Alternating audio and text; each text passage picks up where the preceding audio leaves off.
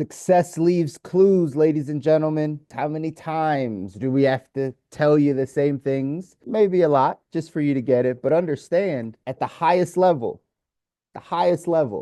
he's like, listen, I need this is a mental thing. This is a mental game. Like, sure, I know I can lift weights all day, right? One of the most elite, right, wide receivers in the league. And he's sitting there reading a book on how to get his mind in the right place for peak performance. Ladies and gentlemen, success leaves clues. What are you reading? What's your personal development like? I know you're not playing on a football field, but you're walking out of your house every single day, getting into the field of life.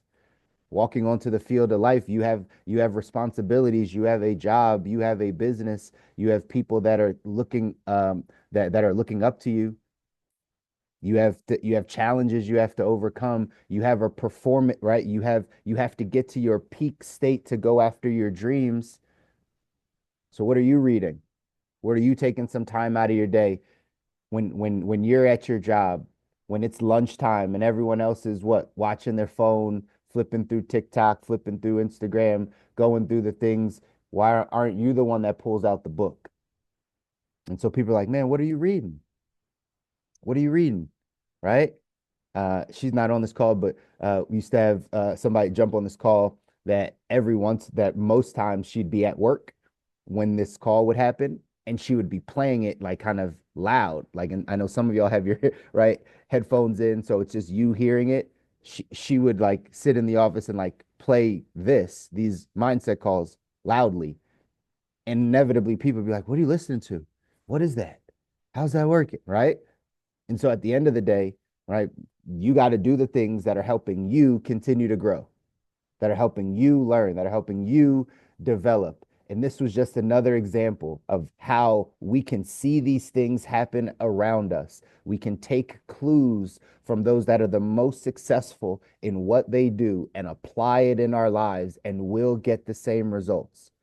When you're having a crazy day, when you can't seem to, right, reel it in, where's your place to go? Are you meditating? Are you praying? Are you getting around the right people? Are you listening to the right thing? Are you reading something? Right? What do you do in order to get yourself into peak performance state? This is what we have to understand if, again, if we want to go off and design our ideal life, ladies and gentlemen. I tell y'all this all the time, right? This is not necessarily for everybody. Everybody does not want to grow. Everybody does not want to be a champion. Everybody does not want to be at the peak part of their life. They do not want to design the life they don't need to break from. That's not everybody. It's some of us, it's not everybody. But if that is you, then these are the things you have to start committing to. You have to start committing to the things that other successful people are doing. In our text, 177 mental toughness secrets of the world class, it says the world class is committed to personal development. They're committed to personal development, right? Here's what it says here. It says average performers wouldn't read a personal development book or listen to a personal development recording if you paid them.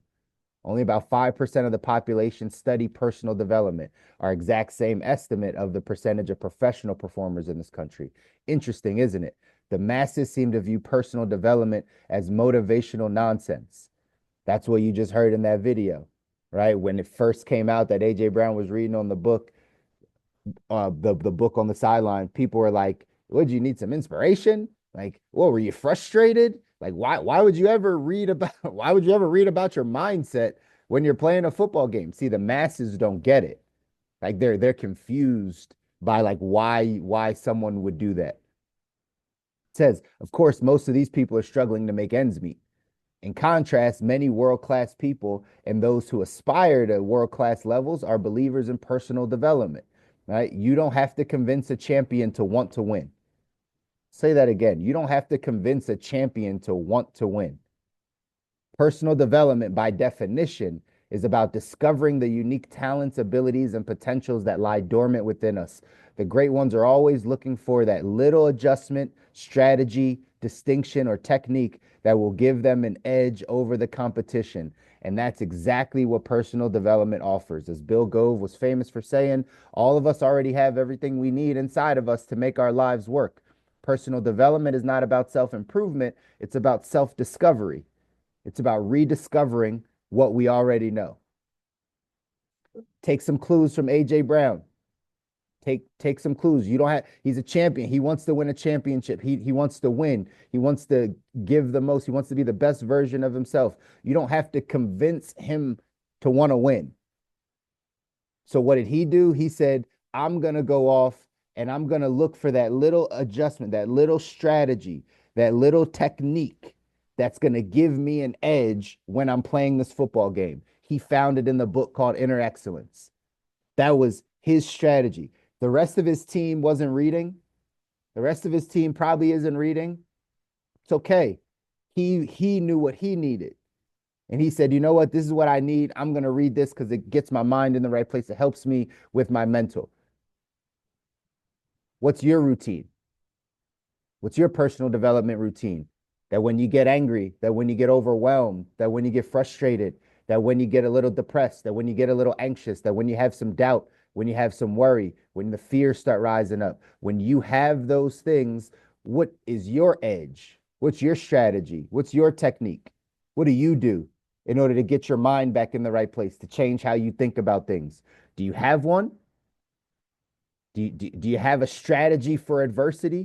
Do you have a strategy for when you're not clicking on all cylinders? Do you have a strategy for when you don't feel like it, that you still go out and do the things that you say you need to do?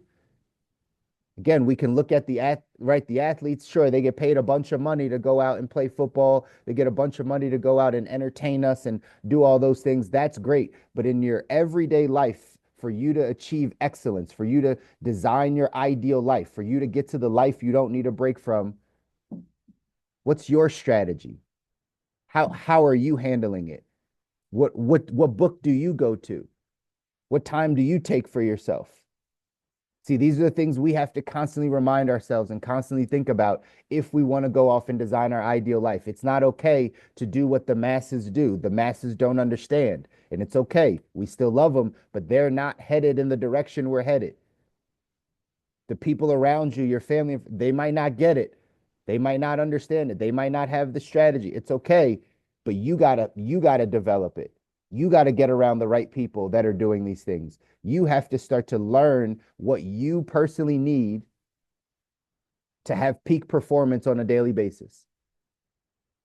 I've given you little things here and there, but at the end of the day, everybody's a bit different. So you have to develop your own strategy. I'm sure there's some other players on the Eagles that probably do something different. Maybe they don't read a book, but maybe they are meditating. Maybe they are praying. Maybe somebody is getting into their Bible or whatever the case is, right before the game. We don't know what everyone's strategy is, but you have to have a strategy for you. You got to have a strategy to grow. You got to have a strategy to learn. You got to have a strategy to overcome adversity. You got to have a strategy to get your mind right, change the thinking that's coming in, change the thoughts that are coming in. Like you got to have that. Otherwise, life is going to keep slapping you around. This is what happens. You've heard me say it a ton of times, right? Life doesn't get easier. We get stronger or not. You got a choice. So you got to develop these things, ladies and gentlemen. Know that you got to commit to personally developing. Some of you want want your finances to grow. Some of you need to get a little bit more ahead in your financial life. Well, guess what? Money only grows to the degree that you do as a person. Your money only grows to the degree that you do as a person.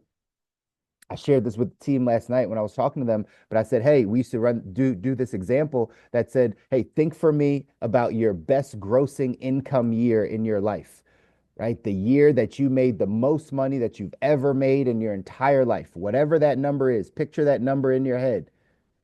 Whatever one year you made the most amount of money, put that number in your head. Well, that's your financial identity.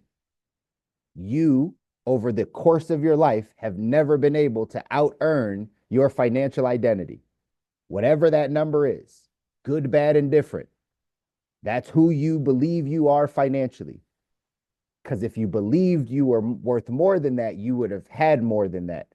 So good, bad, and different, you got to know that's your financial identity. Well, guess what? The only way we raise our income is if we raise our identity first. That means we have to grow. We have to learn. We have to think higher of ourselves. We have to become better. We have to raise our identity. And guess what? Your money catches up. If you're trying to grow your financial life, that's the way that it works. But you got to commit to personal development. You got to commit to personally growing yourself. AJ Brown does it by reading a book on the sideline.